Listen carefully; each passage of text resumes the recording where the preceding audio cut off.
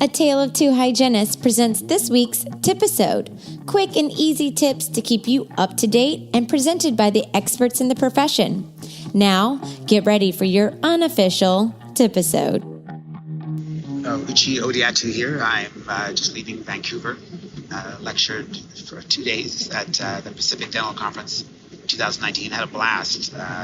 Huge rooms, major fun. A big question people always ask me is, where do I get my energy from? Where do you get that zest for life and passion? And does it come in a bottle? And I'm like, no. There's certain things I do every day that boost my energy, and one of them is exercise. So this section or segment is going to be called Exercise is Medicine, because of the way that exercise affects the physiology of the body.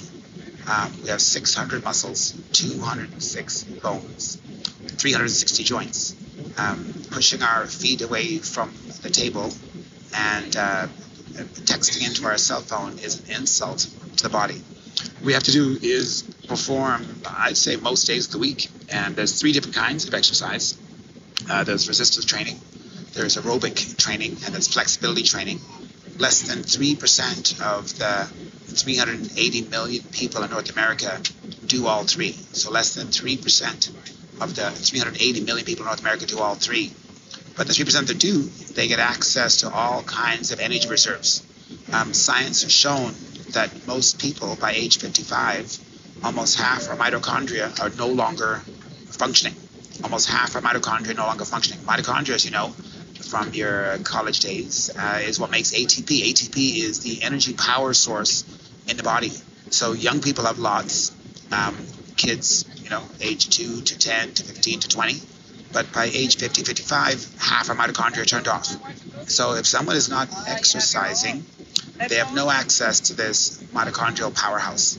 But McMaster University studies in Ontario have shown that you can actually epigenetically turn back on mitochondria that have shut down due to aging and lack of use. So that's one of the reasons why I exercise. If you want more energy, you will have more mitochondria at your disposal, so you'll have more numbers of them, and they'll also be larger. Okay. Another reason why healthcare professionals need to exercise is that after age 30, we lose 1% of our muscle mass every year, which means nothing to a 35-year-old. You're thinking, big deal, 5%. However, by age 50, it's 20%. By age 70, you've lost almost half of your muscle mass, which leaves you walking and moving like a little old man and lady. And you're not walking and slowly and being fragile because of being old, but basically because you've lost muscle mass, although half of it.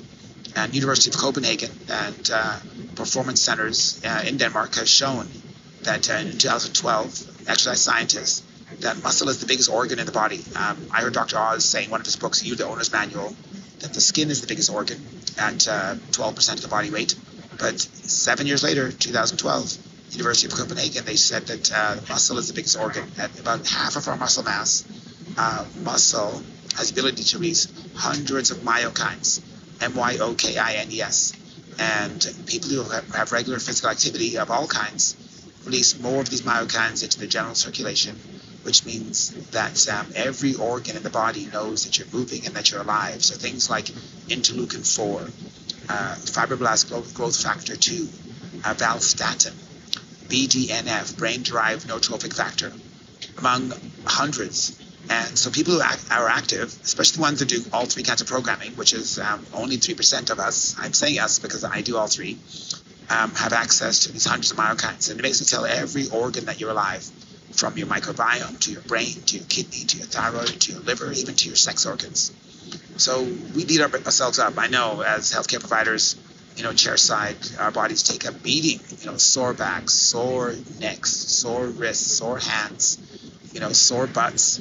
But exercise will help not only build mitochondria, it will tone and build lean body mass and provide to you a huge resource for you to take care of this beautiful body that we've been entrusted with for our journey in this lifetime around. So that's it for my segment on exercise. It's medicine. It's got a prescriptive benefit. It's great for the brain, every organ in the body, especially for you dedicated healthcare providers out there. So I'm 5 miles up. I'm traveling 600 miles an hour, and I'm going to be in Toronto in just a little while, but I care enough to share with you my thoughts and insights and feelings about one of my insider biohacks that keeps me doing what I do. We hope you enjoyed this week's TIPisode. Be sure to reach out to our guest experts and let them know how helpful their tips were. Follow A Tale of Two Hygienists on Facebook, Instagram, and head over to ataleoftwohygienists.com and subscribe to our newsletter. You can also email us at ataleoftwohygienists@gmail.com and keep listening for more awesome content from your unofficial dental hygiene podcast.